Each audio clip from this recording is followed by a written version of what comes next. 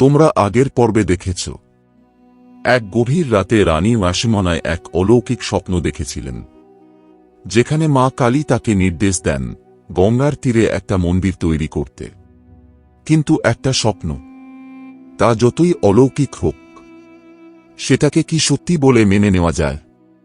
আজকের পর্বে আমরা দেখব সেই স্বপ্নের পর রানী কি সিদ্ধান্ত নিলেন, আর কিভাবে শুরু হলো এক বিশাল যাত্রা। সকালটা অন্য দিনের মতো ছিল না। রানী খুব ভোরে উঠে পড়েছিলেন। চোখে ঘুম নেই, মাথায় শুধু একটা কথাই ঘুরছে, সেই স্বপ্ন।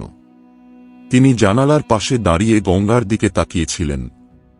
গেঞ্জেস রিভার এর জল আজ যেন অন্যরকম লাগছিল, শান্ত, কিন্তু যেন কিছু বলতে চাইছে। হঠাৎ তিনি ডেকে পাঠালেন তার সবচেয়ে বিশ্বাসযোগ্য কর্মচারীকে। শোনো, রানী ধীরে বললেন, আমি একটা জায়গা খুঁজতে চাই, গঙ্গার ধারে, একটু নির্জন, শান্ত জায়গা। লোকটা একটু অবাক হয়ে গেল। মা, হঠাৎ কেন? রানী কিছুক্ষণ চুপ করে থাকলেন। তিনি স্বপ্নের কথা কাউকে বলতে চাইছিলেন না, কারণ তিনি নিজেই নিশ্চিত ছিলেন না এটা সত্যি না কল্পনা। যা বলছি সেটা করো, তিনি দৃঢ় গলায় বললেন।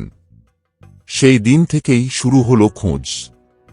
লোক পাঠানো হলো গঙ্গার বিভিন্ন ঘাটে, বিভিন্ন জায়গায়। কোথাও ভিড় বেশি, কোথাও জায়গা ছোট, কোথাও পরিবেশ ঠিক না। কিন্তু কোনো জায়গায় রানীর মনে ধরছিল না। দিন কেটে যায়, কিন্তু তার মাথা থেকে সেই স্বপ্নটা এক মুহূর্তের জন্য সরছে না। একদিন বিকেলের দিকে একজন কর্মচারী দৌড়ে এসে খবর দিল, মা, একটা জায়গা পাওয়া গেছে।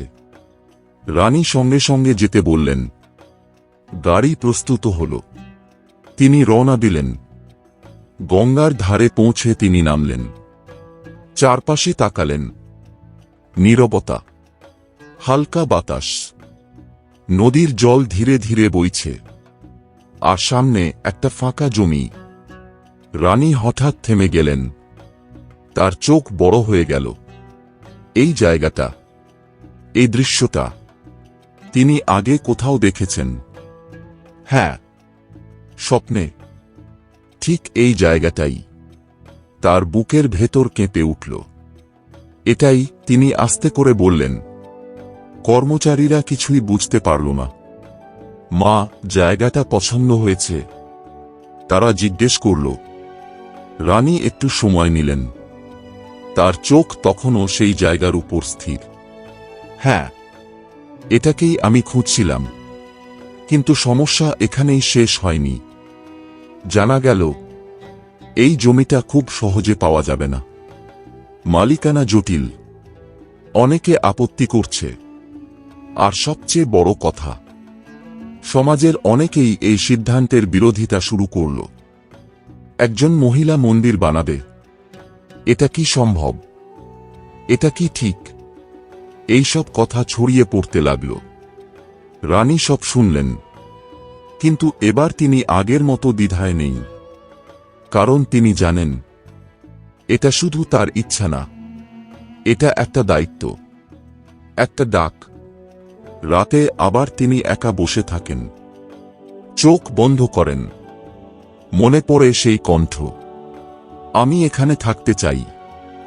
তার মুখে ধীরে ধীরে একটা হাসি ফুটে ওঠে।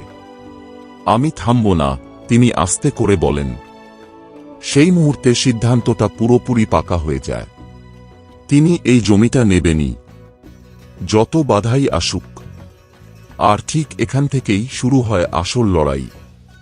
জমি কেনা, সমাজের বিরোধিতা, আর এক অসম্ভব স্বপ্নকে বাস্তব করার প্রথম বড় পদক্ষেপ।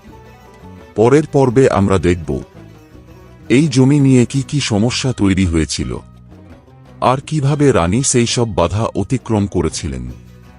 তাই যদি তোমরা এই অসাধারণ গল্পটা মিস করতে না চাও, তাহলে এখনই চ্যানেলটা সাবস্ক্রাইব করে রেখো, কারণ সামনে আসছে গল্পের সবচেয়ে ইন্টারেস্টিং অংশ।